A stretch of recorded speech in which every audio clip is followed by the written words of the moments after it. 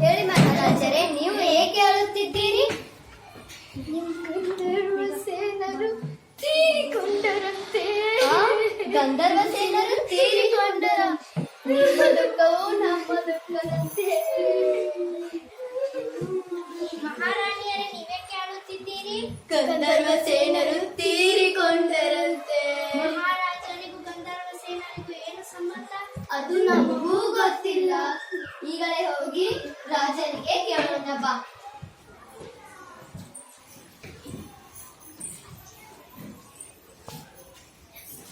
ಮಹಾರಾಜರೇ, ನಿಮಗೂ ಗಂಧರ್ವ ಸೇನರಿಗೆ ಏನು ಸಂಬಂಧ? ಅದು ನನಗೂ ಗೊತ್ತಿಲ್ಲ. ಅಯ್ಯೋ ಕರ್ಮವೇ.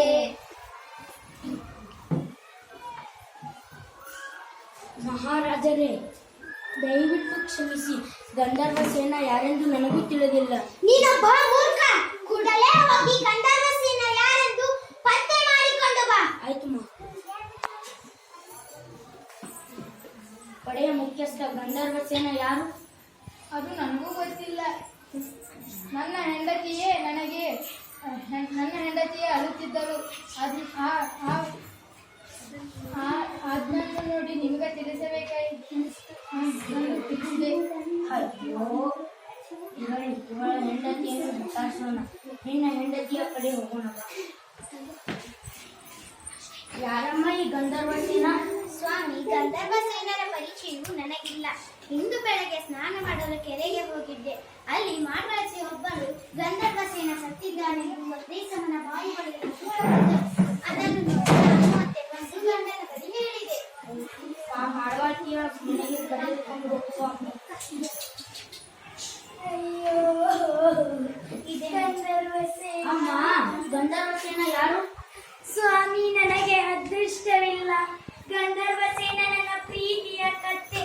ಅವನನ್ನು ನನ್ನ ಮಗನಿಗಿಂತಲೂ ಹೆಚ್ಚು ಮುದ್ದಾಗಿ ಬೆಳೆಸಿದೆ. ನಿನ್ನೆ ರಾತ್ರಿ ಕಣ್ಣು ಮುಚ್ಕೊಂಡ್ಬಿಟ್ಟ ಸ್ವಾಮಿ. ನನ್ನ ಹೊಟ್ಟೆ ಮೇಲೆ ಕಲ್ಲಾಕ್ಬಿಟ್ಟ ಸ್ವಾಮಿ. ಅಯ್ಯೋ ಕರ್ಮವೇ, ಕತ್ತೆನಾ? ನೀವು ಹೊರಡಿ. ನಾನು ರಾಜನ ಬಳಿ ಈ ವಿಷಯವನ್ನು ತಿಳಿಸುತ್ತೇನೆ. ಮಹಾರಾಜರೇ, ಮಂತ್ರಿ, ಏನು ಸುದ್ದಿ ತಂದಿರುವೆ? ಇದು ಗಂಧರ್ವ ಸೇನಾ ಬೇರೆ ಯಾರು ಅಲ್ಲ, ಮಾಡವಾಳ್ತಿಯ ಪ್ರೀತಿಯ ಕತ್ತೆ. ಕತ್ತೆನಾ? ಈ ಕತ್ತೆಯ ಸಲುವಾಗಿ ಇಷ್ಟೆಲ್ಲ ಮೂರ್ಖತನ ಮಾಡಿದರೆ ಕೂಡಲೇ ಹೋಗಿ ರಾಣಿಯರಿಗೆ ವಿಷಯ ತಿಳಿಸಬೇಕು.